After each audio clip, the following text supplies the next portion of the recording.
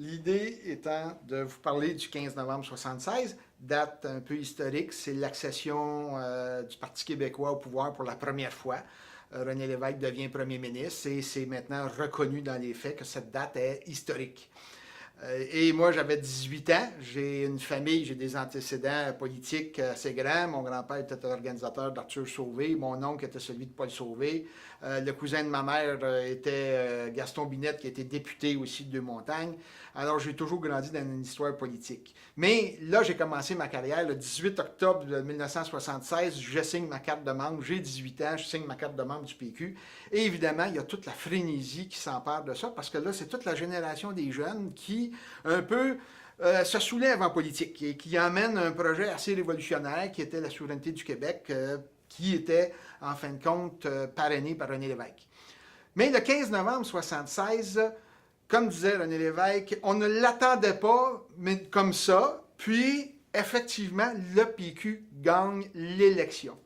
Il faut savoir qu'aujourd'hui, quand on écoute des scrutins électoraux, ben là, vous avez toute la dynamique des informateurs, de l'information électronique, les ordinateurs, et vous êtes dans une grande salle où vous avez des écrans géants qui vous parlent constamment des résultats avec des projections. C'est beaucoup plus rapide qu'à l'époque. Mais en 1976, c'était à la Caravelle, à Saint-Jérôme. Nous étions au moins 300 personnes. Et là, je revois encore mon confrère Gilles Brouet, qui est un des organisateurs du PQ de Prévost, parce que le comté était très grand, il allait jusqu'à Sainte-Agathe. Et la seule chose que nous avons, c'est une petite télévision de 12 pouces, sur lesquelles on écoute les résultats et au fur et à mesure, on va les annoncer en avant sur la tribune. Et dans une cacophonie un peu totale, parce que c'est très bruyant, 300 personnes. Et là, plus ça va, plus on voit qu'on est enthousiaste avec les résultats qui sortent. Quel ne fut pas le délire total lorsque le nouveau député élu, Jean-Guy Cardinal, fit son apparition. Et il s'avance sur la tribune pour venir faire son discours. Mais là, c'est l'euphorie générale. Lui essaye de parler, pas personne l'écoute. Jusqu'au jour où, à un moment donné, en plein milieu d'une phrase, le monde spontanément crie à l'enthousiasme délirant.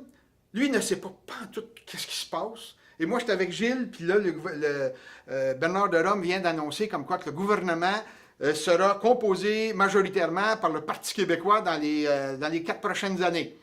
Et moi, de courir vers Jean-Guy Cardinal, lui couper son discours complètement. Monsieur Cardinal, on vient d'annoncer qu'on est majoritaire. Et lui en avant, chers amis, nous sommes majoritaires. Ça a été fini. Il n'a jamais été capable de replacer un mot. Il n'a jamais été capable de refaire un discours. Oui, il a dit des choses, mais plus personne n'écoutait. C'était la bombe atomique d'euphorie totale. Et c'est probablement un des moments les plus mémorables que moi j'ai vécu en politique, mais aussi le plus cocasse. De voir un politicien qui finalement n'est pas capable de placer un mot. Si tu avais quelque chose à dire sur René Lévesque, qu'est-ce que tu dirais? C'est-tu pour toi quelqu'un de très important? Ben, je te dirais que René Lévesque, Jacques Parizeau, c'est les deux personnes qui sont les plus importantes. On appelle ça des hommes politiques. Alors que dans bien d'autres cas, ce sont des politiciens. Les politiciens suivent les tendances, les hommes politiques font les tendances. Et c'est pour ça que quelquefois, on cherche des hommes politiques. On a peut-être d'autres genres de politiciens qui sont peut-être plus, je dirais, plus opportunistes et plus hommes à slogan. Alors que ces gens-là, les René Lévesque, les Jacques Parizeau, c'était des hommes de contenu. Même Pierre Elliott Trudeau, c'était un homme de contenu qui développait des idées dans un discours pour une demi-heure de temps. Alors que, fiston Trudeau, peut-être aujourd'hui, se promène plus avec un selfie, à faire des selfies que de faire des discours avec une idéologie derrière ça. C'est tellement différent comme génération. Quand je vois le père et le fils, on voit des différences marquées entre les générations. Dans le cas de René Lévesque, c'est la même chose avec la génération montante, ne serait-ce qu'au PQ. On voit qu'il y a une différence de présentation et idéologique qui est assez grande. Tu l'avais-tu rencontré? René Lévesque, je l'ai rencontré plusieurs fois. J'ai même sa signature dans un de ses livres, le livre Option Québec, qui était son livre de 1968. René Lévesque se promenait de place en place. et il faisait des discours avec des assemblées générales où il faisait un grand discours pendant une demi-heure, trois quarts d'heure à Drummondville. Le lendemain, à Trois-Rivières, il reprenait les mêmes thèmes. Mais puis, par la suite, à Sherbrooke, puis là, il a rajouté un petit peu. Et 3 jours après, il changeait de thème. Aujourd'hui, les politiciens font des bulletins de nouvelles 3 fois par jour et non pas un discours pour 3 jours. C'est différent, c'est majeur comme différence parce qu'il y a RDI et LCN.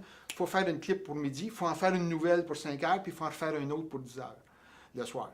C'est ce qui fait, je pense, la différence avec la politique que moi j'ai connue du début, puis celle que je vois aujourd'hui. C'est sûr que je suis un nostalgique des hommes à idées. Peu importe ce qu'on peut penser de Pierre-Éliott Trudeau, de René Lévesque, c'était 2 entités fortes qui faisaient en sorte que la politique était intéressante.